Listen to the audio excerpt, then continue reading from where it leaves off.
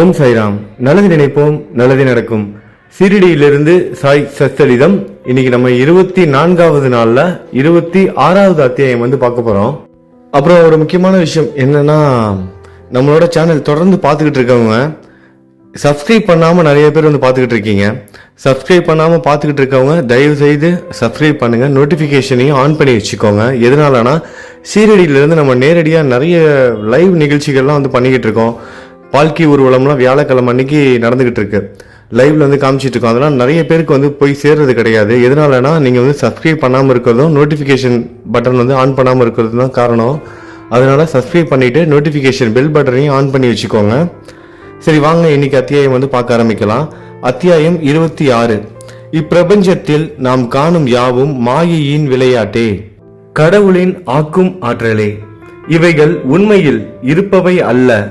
உண்மையான பரபிரம்மே நிச்சயமாக இருக்கிறது.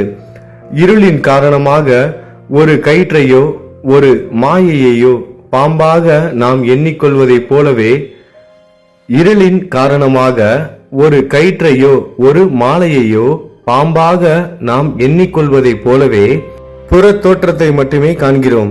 காணக்கூடிய பொருட்களில் எல்லாம் உள்ளுரைந்து கிடக்கும் மெய்ப்பொருளை நாம் காண்பதே இல்லை. நமது அறிவு கண்களை சத்குரு மட்டுமே திறந்து விடுகிறார். பொருட்களை அவைகளின் தோற்றத்தில் காணப்படுவது போல் பாராமல் உண்மையான ஒளியில் அவைகளை காணுமாறு நம்மை அவர் ஊக்குவிக்கிறார். எனவே நாம் சத்குருவை வணங்கி உண்மையான காட்சியை, அதாவது கடவுள் காட்சியை நமக்கருள வேண்டி நிற்போம். அந்தரங்க வழிபாடு. ஒரு நூதன வழிபாட்டை ஹேமந்த் பந்த் நமக்கு கொடுத்திருக்கிறார். சத்குருவின் பாதாம்புயத்தை கழுவும் நன்னீராக நமது ஆனந்த கண்ணீரை உபயோகித்து பரிசுத்தமான அன்பு என்னும் சந்தனத்தை அவர் மேனியில் பூசிவிட்டு, உண்மை நம்பிக்கை என்னும் உடையை அவர் மேனிக்கு உடுத்தி, நமது 8 விதமான சாத்வீக உணர்ச்சிகள் என்னும் அஷ்ட கமலங்களையும் ஒருமை மனது என்னும் கனியையும் அவருக்கு சமர்ப்பிப்போம். பக்தி என்னும் நறுமண கரும்பொடியை அவர் தலைக்கு இட்டு, பற்று என்னும் வேட்டியை கட்டிவிட்டு நமது தலையை அவர் பாதங்களில் வைப்போம். இத்தகைய எல்லா அணிமணிகளாலும் சத்குருவை அலங்கரித்து விட்டு நமதனத்தையும் அவரிடம் சமர்ப்பித்து விடுவோம். உஷ்ணத்தை போக்குவதற்கு பக்தி என்னும் சாமரம் கொண்டு வீசுவோம். இத்தகைய பேரானந்த வழிபாட்டுக்கு பின் அவரை இங்கனம் வேண்டுவோம். எங்களது புத்தியை திசை திருப்பி விடுங்கள். அந்தர்முகமாக செய்யுங்கள். நித்திய அனித்திய வஸ்துக்களை பகுத்துணரும் விவேகம், எல்லா உலக பொருட்களின் மீது பற்றின்மை ஆகியவைகளை எங்களுக்கு நல்கி ஆத்ம உணர்வை அடைய இவ்விதமாக எங்களை ஊக்குவியுங்கள். ஆன்மாவையும் உடலையும் உம்மிடம் ஒப்புவித்தோம். எங்களது கண்களை தங்களதாக்குங்கள்.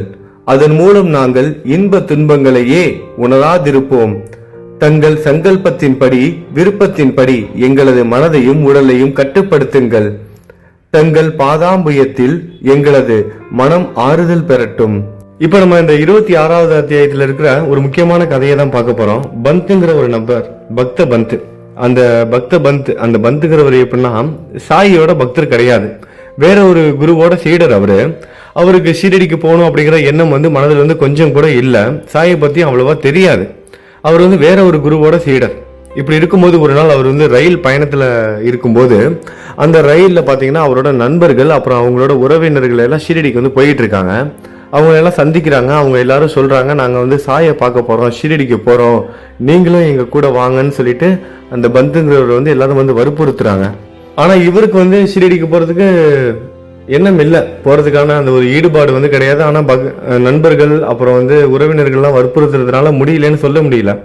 அதனால என்ன பண்றாரு, இவர் வரேன்னு சொல்றாரு. ஆனா இருந்தாலும் கூட அவங்களோட கூட வந்தவங்க எல்லாரும் பம்பாயில இறங்கிறாங்க. இவர் மட்டும் விராரி அப்படிங்கிற ஒரு ஊர்ல இறங்குறாரு.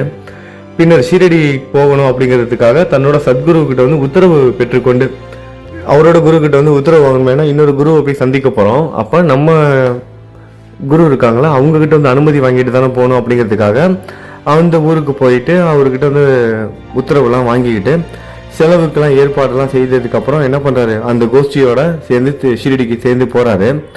எல்லோரும் மறுநாள் ஷீரடியை அடைந்து மசூதிக்கு சுமார் 11 மணிக்கு சென்றனர். எல்லாரும் கூட சேர்ந்து இவரும் போறாரு. எல்லாரும் வந்து மசூதிக்கு, அதாவது துவாரகாமைக்கு 11 மணிக்கு போறாங்க. பாபாவின் வழிபாட்டுக்காக குழுமியுள்ள பக்தர்கள் வந்து கொண்டும் போய்கொண்டும் இருப்பதை கண்டு அவர்கள் எல்லோரும் மிகவும் மகிழ்ந்தனர். ஆனால் பந்த் திடீரென்று வலிப்பு வந்து உணர்வின்றி கீழே சாய்ந்தார். அந்த பந்துங்கிறவர் மட்டும் என்னாச்சு, வலிப்பு வந்துருச்சு. வலிப்பு வந்து அப்படியே மயக்கம் போட்டு கீழே விழுந்துட்டாரு. அவர்கள் எல்லோரும் பீதி அடைந்தனர். எனினும் அவரை திரும்ப உணர்வுக்கு கொண்டு வர தங்களால் இயன்றதை செய்தனர். எல்லாரும் முடிஞ்ச வரைக்கும் முயற்சி பண்றாங்க, ஃபர்ஸ்ட் எய்ட்லாம் பண்றாங்க. ஆனா எதுவும் முடியல. பாபாவின் அருளாலும் அவர் தலைமீது தெளிக்கப்பட்ட நீராலும் மயக்க நிலையிலிருந்து விழித்தெழுறார். சுயநினைவுக்கு வராரு. அப்போதுதான் தூக்கத்திலிருந்து விழித்தவர் போல் எழுந்து உட்கார்ந்தார். அந்த பந்துங்கிறவரு இன்னொரு குருவோட சீடர் அப்படிங்கறத தெரிஞ்சு கொண்ட சர்வாந்தர் யாமியான நம்மளோட சாயி, எல்லாம் தெரியும்ல அவருக்கு தான். அவரை பார்த்து சொல்றாரு, அந்த பந்துங்கிறவரை பார்த்து, நீ பயப்படாத, அஞ்சாமல் இருக்கும்படி அவருக்கு உறுதி கூறி நம்பிக்கை கொடுத்து, நீ பயப்படாதப்பா அப்படின்னு நம்பிக்கை வார்த்தைகள்லாம் கொடுத்து அவரது சொந்த குருவின் மீது உள்ள நம்பிக்கையை உறுதிப்படுத்தி கீழ்கண்டவாறு அவரிடம் கூறினார். வருவது வரட்டும், விட்டு விடாதே.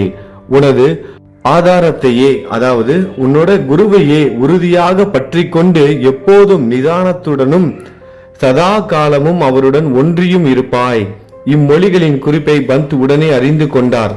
இவ்விதமாக அவர் தமது சத்குருவை நினைவு கூர்ந்தார். பாபாவின் இந்த அன்பை அவர் தம் வாழ்நாளில் மறக்கவே இல்லை. நம்மளோட சாயி பாருங்க, எந்த குருவை வந்து பின்பற்றுறவங்களா இருந்தாலும் சரி, அவங்களுக்கு வந்து மரியாதை கொடுத்திருக்காரு, மதிப்பு கொடுத்திருக்கிறாரு. எல்லா குருவுக்கும் வந்து நீ எந்த குரு வேணா கடைபிடி, தவறு கிடையாது. ஆனா சர்வகாலமும் உன்னோட குருவை நீ வந்து கெட்டியா பிடிச்சுக்கணும், உன்னோட குருவை நீ கெட்டியா பிடிச்சுக்கணும், அவங்களோட நினைவிலேயே நீ இருக்கணும் அப்படின்னு சாய் வந்து இதன் மூலமா நமக்கும் வந்து போதனை அளித்திருக்கிறார். அடுத்ததாக ஹரிச்சந்திர பிதலே அப்படிங்கிறவரோட வாழ்க்கையில என்ன நடந்ததுங்கிறத பார்ப்போம். பம்பாயில் ஹரிச்சந்திர பிதலே என்னும் பெயருள்ள ஒரு மனிதர் இருந்தார். காக்காய் வலிப்பாய், அதாவது காக்கா வலிப்பால் அவதியுறும் ஒரு மகன் அவருக்கு இருந்தான். அவரோட மகனுக்கு காக்கா வலிப்பு. பல அலோபதி ஆயுர்வேத வைத்தியர்களிடம் காண்பித்தும் குணமேதும் ஏற்படவில்லை. ஒரே ஒரு வழிதான் பாக்கி இருந்தது, அதாவது ஞானிகளிடம் அடைக்கலம் புகுவது. தாஸ்கனு தமது மிக சிறந்த அற்புதமான கீர்த்தனைகளால் பம்பாய் ராஜதானி எங்கும் பாபாவின் புகழை பரவ செய்தார் என்று அத்தியாயம் 15 முன்னரே குறிக்கப்பட்டுள்ளது. இவர் பம்பாயில் இருக்காருல்ல, இவங்க தான் வந்து நம்ம தாஸ்கனு அவர்கள் என்ன பண்றாரு, பாபாவோட புகழ் எல்லாம் பரப்பிட்டு இருக்காரு கீர்த்தனைகள் மூலமா. இதன் மூலமா அவருக்கு வந்து தெரிய வருது. அதிலிருந்து மற்றவர்கள் மூலமாகவும் பாபா தமது ஸ்பரிசத்தாலும் வெறும் பார்வையாலும் மட்டுமே அநேக வியாதிகளை, தீர்க்க முடியாத வியாதிகளை குணப்படுத்தி இருப்பதாக அறிந்தார். அதனால் சாய்பாபாவை காண அவர் மனதில் ஆர்வம் எழுந்தது. எல்லா ஏற்பாடுகளையும் செய்து கொண்டு வெகுமதிகளையும் பல கூடைகளையும் எடுத்துக்கொண்டு பிதலே குடும்பத்துடன் ஷீரடிக்கு வந்து சேர்ந்தார். தன்னோட மகனை குணப்படுத்துவதற்காக என்ன பண்றாரு, பிதலேங்கிறவரு ஷீரடிக்கு வராரு, வந்துட்டாரு. பின்னர் அவர்களுடன் மசூதிக்கு சென்று பாபாவின் முன் வீழ்ந்து நமஸ்கரித்து விட்டு தனது நோயாளி புதல்வனை, தன்னோட நோயினால் பாதிக்கப்பட்ட மகனை பாபாவின் பாதங்களில் வைத்தார். தன்னோட மகனோட உடல்நிலை சரியாகணும் அப்படின்னு சொல்லிட்டு பாபாவோட பாதத்துல அந்த குழந்தைய வைக்கிறாரு. பாபா அந்த குழந்தைய பார்த்த அந்த ஒரு தருணத்துல என்ன நடந்திருக்குன்னா, ஒரு அசம்பாவிதம் நடந்துருச்சு. அந்த பையன் நல்லா இருந்த பையன், அதாவது பாபாவோட காலில் வைக்கும்போது அந்த பையன் வந்து நல்லா தான் இருந்தான். அப்போ வந்து அவனுக்கு அந்த காக்கா வலிப்பு, அந்த வலிப்பு நோயெல்லாம் வரல, அப்ப நல்லா தான் இருந்திருக்கான். ஆனா பாபா பார்த்த அந்த தருணத்துல அவன் வந்து கண்களை சுழற்றி கொண்டு அப்புதல்வன் உணர்வற்று கீழே விழுந்தான். அவனது வாயில் நுரை தள்ளி உடம்பு முழுவதும் வியர்த்து கொட்டியது. அங்க இருந்தவங்க எல்லாம் இவன் செத்தே போயிருவான் இந்த பையன் அப்படிங்கிற மாதிரி நினைச்சிருக்காங்க. அந்த மாதிரி அவனுக்கு மோசமா உடல்நிலை வந்து மாறி இருக்கு. இதை கண்டு பெற்றோர், அவனோட தாய் தந்தையர், பிதலே அவனோட மனைவி எல்லாரும் என்ன பண்றாங்க, படபடத்து உணர்ச்சி வசப்பட்டனர். பையனுக்கு அடிக்கடி காக்கா வலிப்பு, அதாவது வலிப்பு வருவது இயல்புதான். இருந்தாலும் இந்த வலிப்பு ரொம்ப நீண்ட நேரமா இருக்கு. இந்த மாதிரி வந்து கொடுமையா வந்து வந்தது கிடையாது. ஏதோ கொஞ்சம் கொஞ்சம் அங்க எங்கன்னு வருமே தவிர இவ்வளவு நேரம் காக்கா வலிப்பு வந்து இருந்ததே கிடையாது. தாயாரின் கண்களில் இருந்து கண்ணீர் பெருக்கெடுத்து அழத் தொடங்கி விட்டாள். கொள்ளைக்காரனுக்கு பயந்து ஒரு வீட்டில் ஒளிந்த ஒருவன் மீது அவ்வீடு சரிந்து விழுந்து விட்டதை போலவும், ஒரு கொள்ளைக்காரன் வரான், திருடன் வரான், அவன்கிட்ட தப்பிக்கணுமேனு ஒரு வீட்டுல போய் ஒளிஞ்சோம் அப்படின்னா அந்த வீடே இடிஞ்சு அவங்க தலைமையில விழுந்தா எப்படி இருக்கும்? புலிக்கு பயந்து ஓடிய ஒரு பசு ஒன்று கசாப்பு கடைக்காரன் கையில் அகப்பட்டு கொண்டதை போல, ஒரு புலி வருதுன்னு ஓடி ஒளிஞ்ச ஒரு பசு வந்து என்ன ஆகுது, ஒரு கசாப்பு கறி கடைக்காரன் போய் மாட்டிக்கிட்டா அந்த பசு என்ன ஆகும், அந்த மாதிரி ஆகிடுச்சு. வெப்பம் தாங்காத ஒரு மரத்தடியில் ஒதுங்கிய ஒரு வழிப்போக்கன் மீது அம்மரமே சாய்ந்து விழுந்து விட்டதை போன்றும், பக்தியுள்ள ஒருவன் கோவிலுக்கு வழிபட சென்ற போது அக்கோவிலே அவன் மீது இடிந்து விழுந்து விட்டதை போன்றும் தனது நிலையில் இருப்பதாக கூறி அவள் ஓலமிட தொடங்கினாள். கதறி அழுகிறா. எங்களுக்கு இப்படி ஆயிடுச்சு, கொடுமை இங்கிட்டு வந்தோம், இங்க வந்து இப்படி ஒரு கொடுமை நடந்துருச்சேன்னு சொல்லிட்டு இந்த மாதிரிலாம் அழுகுறா.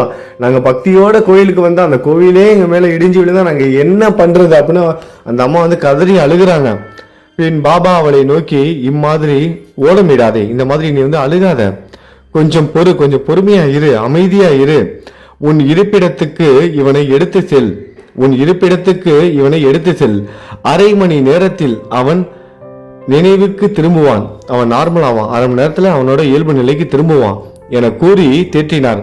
பாபா கூறியபடியே அவர்கள் செய்தனர். பாபாவின் மொழிகள் உண்மையானதை கண்டனர்.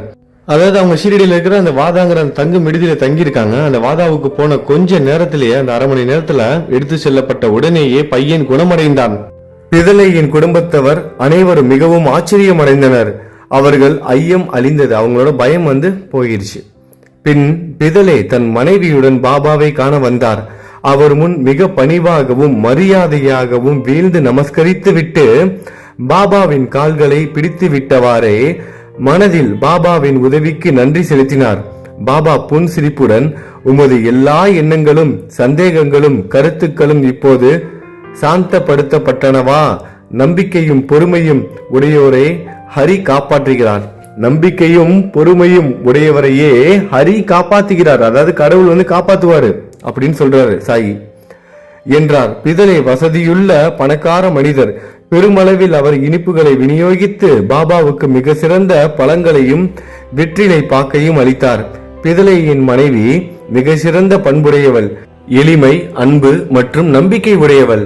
தானுவுக்கு அருகில் அமர்ந்து கண்களில் ஆனந்த கண்ணீர் பொங்கி வழிய பாபாவையே உற்று பார்த்த வண்ணம் அமர்ந்து இருப்பாள். அவளது நட்பும் அன்புள்ளம் கொண்ட குணத்தையும் கண்டு பாபா மிகவும் சந்தோஷம் அடைந்தார். முழு மனதோடும் முழு ஆத்மாவோடும் தம்மிடம் சரணடைந்து வழிபடுபவர்களையே ஞானிகளும் கடவுளரும் சார்ந்து இருக்கின்றனர். பாபாவின் சன்னிதானத்தில் சில இன்பமான நாட்களை கழித்த பின்னர் அக்குடும்பத்தினர் புறப்படுவதற்கு பாபாவின் அனுமதியை பெற மசூதிக்கு வந்திருந்தனர். உதியையும் ஆசீர்வாதத்தையும் அவர்களுக்கு பாபா அளித்து பின்பு பிதளையை அருகே அழைத்தார். பாபு, நான் உனக்கு முன்பே 2 ரூபாய் கொடுத்திருக்கிறேன், இப்போது 3 ரூபாய் தருகிறேன், அதை உனது பூஜை அறையில் வைத்துக்கொள். ஏற்கனவே நான் உனக்கு 2 ரூபாய் கொடுத்திருக்கேன், இப்ப மீண்டும் நான் உனக்கு 3 ரூபாய் தருகிறேன், இதை உனது பூஜை அறையில் வைத்துக்கொள், நீ நன்மை அடைவாய் என்று கூறினார். இவைகளை பிரசாதமாக ஏற்றுக்கொண்டு மீண்டும் அவர் முன் வீழ்ந்து வணங்கிவிட்டு அவரது ஆசீர்வாதத்துக்காக வேண்டி நின்றார். ஷீரடிக்கு இதுவே தமது முதல் விஜயமாதலால் பாபா தாம் முன்னரே 2 ரூபாய் கொடுத்ததாக சொல்லியது தமக்கு விளங்கவில்லை என்ற எண்ணம் அவர் மனதில் எழுந்தது. இவருக்கு ஒன்றும் புரியல. என்னடா, நம்ம இப்பதான் முதல் முறையா நம்ம ஷீரடிக்கு வரோம், சாய் ஏற்கனவே நமக்கு 2 ரூபாய் கொடுத்திருக்கேன்னு சொல்றாரு, இது எப்படி நடந்திருக்கும் அப்படிங்கிற பாபாவோட வார்த்தைக்கு விளக்கம் வந்து புரியல. குழம்பி நிற்கிறாரு. இப்புதிர் விடுபடுவதற்கு அவர் ஆவலாய் இருந்தார். ஆனால் பாபா மௌனமாக இருந்து விட்டார். பிதளை பம்பாய்க்கு திரும்பிய பெண் தனது கிளத்தாயாருக்கு, அதாவது தன்னோட வயதான தாயாருக்கு ஷீரடியில் நடந்த எல்லாவற்றையும் பாபா அவருக்கு முன்னரே 2 ரூபாய் கொடுத்திருப்பதாக சொன்ன புதிரையும் கூறினார். அந்த கிழவிக்கும், அதாவது அவங்களோட வயதான அம்மாவுக்கும் அப்புதிர் புரியவில்லை. ஆனால் இதை பற்றி தீவிரமாக சிந்தித்த பின் நினைவுக்கு வந்த ஒரு பழைய சம்பவம் அப்புதிரை விடுவித்தது. உனது மகனோடு இப்போது நீ சாய்பாபாவை பார்க்க சென்றது போல் பல ஆண்டுகளுக்கு முன் உனது தந்தையும் உன்னை அக்கல்கோட்டுக்கு அப்பெருமானின் தரிசனத்துக்காக அழைத்து சென்றார். அப்பெருமான் கூட ஒரு சித்தர், பரிபூரண யோகி, சர்வ வியாபி, தாராள மனமுடையவர். உனது தந்தை தூயவர், பக்தியுடையவர். அவரது வழிபாடு ஏற்றுக்கொள்ளப்பட்டது. அவர் உனது தந்தைக்கு 2 ரூபாய்களை பூஜை அறையில் வைத்து வழிபடுவதற்காக அளித்தார். உனது தந்தை தான் சாகும் வரை அதை முறைப்படி வழிபட்டு வந்தார். ஆனால் அதற்கு பின் வழிபாடு புறக்கணிக்கப்பட்டு, அதுக்கப்புறம் உன்னோட தந்தையோட மறைவுக்கு அப்புறம் என்ன ஆயிடுச்சு, அதை யாருமே வந்து நம்ம கடைபிடிக்கல. அந்த ரூபாய்கள் தொலைந்து போயின. சில ஆண்டுகளுக்கு பின் அவற்றின் நினைப்பும் மறைந்து போயின. தற்போது நீ அதிர்ஷ்டசாலியாக இருப்பதால் சாய்பாபாவின் ரூபத்தில் அக்கல்கோட் மகாராஜ் உனது கடமைகள், வழிபாடு இவற்றை நினைவூட்டவும் அபாயங்களை அகற்றிவிடவும் தோன்றியிருக்கிறார்.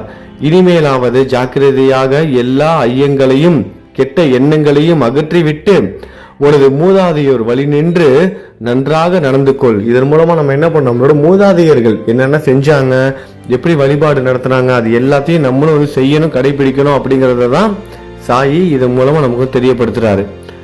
குடும்ப தெய்வங்களையும் காசுகளையும் வணங்கி நன்றாக எடை போட்டு ஞானிகளின் ஆசிகளின் பெருமைகளில் உனது பக்தி உணர்ச்சிக்கு சமர்த்த சாயி அன்புடன் புத்துணர்ச்சி ஊட்டி இருக்கிறார். உனது நன்மைக்காக அதை பயிர் செய்வாய் என்று கூறினாள். தாயாரின் இம்மொழிகளை கேட்டு பிதலை மிகவும் ஆச்சரியப்பட்டார். பாபாவின் சர்வ வியாபித்துவ தன்மையை அவர் அறிய தலைப்பட்டு அதில் உறுதியானார். பாபாவின் தரிசனத்தின் முக்கியத்துவத்தையும் அவர் அறிந்தார். அதிலிருந்து அவர் குணத்தை பற்றி சர்வ ஜாக்கிரதையுடையவரானார். இப்ப நம்ம ஆம்டேக்கர் அப்படிங்கிறவரை பத்தி பார்க்க போறோம். புனேவை சேர்ந்த கோபால் நாராயணன் ஆம்டேக்கர் என்பவர் பாபாவின் பக்தர். அவர் 10 ஆண்டுகளுக்கு தானே ஜில்லாவிலும் பின் ஜவஹர் ஜில்லாவிலும் எக்ஸைஸ் டிபார்ட்மெண்டில் பணியாற்றிய பிறகு ஓய்வு பெற்றார். எக்ஸைஸ் டிபார்ட்மெண்டில் பணியாற்றிய பிறகு ஓய்வு பெற்றார். வேறு ஒரு வேலை பெறுவதற்காக அவர் முயற்சித்தார், ஆனால் முடியவில்லை. மற்ற கேடுகளால் அவர் தாக்கப்பட்டு அவரது நிலை நாளுக்கு நாள் மோசமடைந்து கொண்டே வந்தது. இதே நிலைமையில் ஷீரடிக்கு ஒவ்வொரு ஆண்டும் சென்று தனது கவலைகளை பாபாவின் முன் சமர்ப்பிப்பதுமாக 7 ஆண்டுகள் கழித்தார். தொடர்ந்து அவரோட நிலை ரொம்ப கஷ்டமாகிட்டே போகுது. வேலை இல்லை, வேற வேலைக்கு ட்ரை பண்ணிட்டு இருக்காரு, கிடைக்கல. 7 ஆண்டுகளா தொடர்ந்து பாபா கிட்ட போய் என்ன பண்றாரு, தன்னோட கஷ்டங்களெல்லாம் சொல்லிட்டு வந்துகிட்டே இருக்காரு. இப்படி இருக்கும் பொழுது 1916 அவரது நிலைமை மோசமாகி ஷீரடியிலேயே தற்கொலை செய்து கொள்வது என தீர்மானித்தார். 7 வருஷமா பாபா கிட்ட போயிட்டு சொல்லிட்டு வந்துட்டு இருக்காரு. ஒரு வழியா ஒன்னும் தீர்ந்த பாடு இல்ல. 1916 ஷீரடியிலேயே தற்கொலை செய்து கொள்வதாக தீர்மானிக்கிறாரு. எனவே தன் மனைவியுடன் ஷீரடிக்கு வந்து 2 மாதங்கள் தங்கியிருந்தார். ஒரு நாள் தீக்ஷித் வாதாவின் முன்னால் உள்ள மாட்டு வண்டியில் அமர்ந்து கொண்டிருக்கும் போது பக்கத்தில் உள்ள ஒரு கிணற்றில் குதித்து தன் வாழ்க்கையை முடித்துக் கொள்ள அவர் தீர்மானித்து விட்டார். அவர் ஒரு மாதிரியாக என்ன பாபா வேறொரு விதமாக நடப்பித்தார். இந்த இடத்துக்கு சில அடி தூரத்தில் இருந்த ஒரு ஹோட்டல் முதலாளியும் பாபாவின் அடியவருமான சகுன் என்பவர் வெளியே வந்து அவரிடம், அக்கல்கோட் மகாராஜின் இச்சரித்திரத்தை நீங்கள் எப்போதாவது படித்திருக்கிறீர்களா என்று கேட்டார். ஆம்டேக்கர் அவரிடமிருந்து அந்நூலை வாங்கி படிக்க தொடங்கினார். எதேச்சையாக அல்லது தெய்வாதீனமாக கீழ்கண்ட ஒரு கதையை அவர் படிக்க தொடங்கினார். அக்கல்கோட் மகாராஜின் அடியவன் ஒருவன் தீர்க்கப்பட முடியாத ஒரு வியாதியால் மிகவும் அல்லுற்று கொண்டிருந்தான். அந்த வேதனையை மேற்கொண்டு தாங்க முடியாமற் போகவே அவன் மனம் உடைந்து தனது தொல்லைகள் எல்லாம் ஒரு முடிவுக்கு கொண்டு வர ஒரு நாள் இரவு கிணற்றில் குதித்து விட்டான். உடனே மகாராஜ் அங்கு வந்து அவனை தன் கரங்களாலேயே வெளியே எடுத்து, நல்லதோ கெட்டதோ உன் முந்தைய கர்மத்தின் பயனை நீ அடைந்தாக வேண்டும். நல்லதோ கெட்டதோ உன் முந்தைய கர்மத்தின் பயனை நீ அடைந்தாக வேண்டும், அனுபவித்தாக வேண்டும். இந்த அனுபவித்தல் பூரணமெய்தவில்லை என்றால் தற்கொலை உனக்கு உதவி அளிக்காது. மீண்டும் ஒரு பிறவி எடுத்து அதே கஷ்டத்தையே நீ அனுபவிக்க நேரிடும். எனவே உன்னை நீயே கொன்று கொள்வதற்கு பதிலாக ஏன் இன்னும் கொஞ்சம் கஷ்டப்பட்டு உழைத்து முந்தைய கர்மத்தின் பலன்களை எல்லாம் முழுவதுமாக தீர்த்து விடக்கூடாது என்றார். இந்த பொருத்தமான தக்க சமயத்தில் கிடைத்த கதையை படித்துவிட்டு ஆம்டேக்கர் மிகவும் ஆச்சரியப்பட்டார், உள்ளம் உருகினார். பாபாவின் குறிப்பை இக்கதையின் மூலம் அவர் பெற்றிருக்காவிட்டால் அவர் உயிருடன் இருந்திருக்க மாட்டார். பாபாவின் சர்வ வியாபித்துவத்தையும் தயாளத்தையும் கண்டு பாபா மேலுள்ள நம்பிக்கை அவருக்கு உறுதியாகி பாபாவின் பெரும் பக்தராகி விட்டார். அவர் தந்தையார் அக்கல்கோட் மகாராஜின் பக்தராக இருந்தவர். சாய்பாபா அவரையும் அவர் தந்தையார் சென்ற அடிச்சுவட்டிலேயே சென்று அவரிடம் பக்தி பூண்டவராக தொடர்ந்திருக்கும்படி விரும்பினார். பின்னர் பாபாவின் ஆசீர்வாதம் பெற்றார். அவரின் எதிர்காலம் சிறப்புற தொடங்கியது. பின்னர் ஜோதிடம் படித்து அதில் திறமை பெற்று தனது செல்வத்தை பெருக்கினார். போதுமான பணத்தை சம்பாதிக்க அவரால் இயன்று தனது பிற்கால வாழ்வை சௌகரியமாகவும் வசதியாகவும் கழித்தார். இந்த கதை நம்ம எல்லாருக்கும் இப்ப புரிஞ்சிருக்கும்னு நினைக்கிறேன். எந்த ஒரு காரணத்திற்காகவும் இந்த வாழ்க்கை வேணாம், போதும், நான் ரொம்ப கஷ்டப்பட்டுட்டு இருக்கேன், எந்த கடவுள் எனக்கு உதவி செய்ய மாட்டேங்கிறாங்க அப்படின்னு சொல்லிட்டு நம்ம வாழ்க்கையை முடிச்சுக்கணும், நம்ம இந்த எண்ணம் இருக்கவே கூடாது. அது தீர்வும் கிடையாது. ஆன்மீகத்தில் இருக்கவங்களுக்கு, அதுவும் முக்கியமாக சாயை வணங்குறவங்களுக்கு அந்த மாதிரி எண்ணம் ஏற்படுவது கூட மிகப்பெரிய ஒரு பாவம். நம்மளை விட எவ்வளவோ பேர் கஷ்டப்பட்டுட்டு இருக்காங்க. நம்ம இந்த கஷ்டம் இப்போ அனுபவிச்சுட்டு இருக்க கஷ்டங்கள் நிரந்தரமானவை கிடையாது. கூடிய சீக்கிரமே எல்லாம் சரியாகும்னு நம்பிக்கையோடு இருங்க, எல்லாமே சரியாகும். ஸ்ரீ சாயியை பணிக, அனைவருக்கும் சாந்தி நிலவட்டும். ஓம் சாய்ராம். நல்லதை நினைப்போம், நல்லதே நடக்கும். ஓம் சாய்ராம்.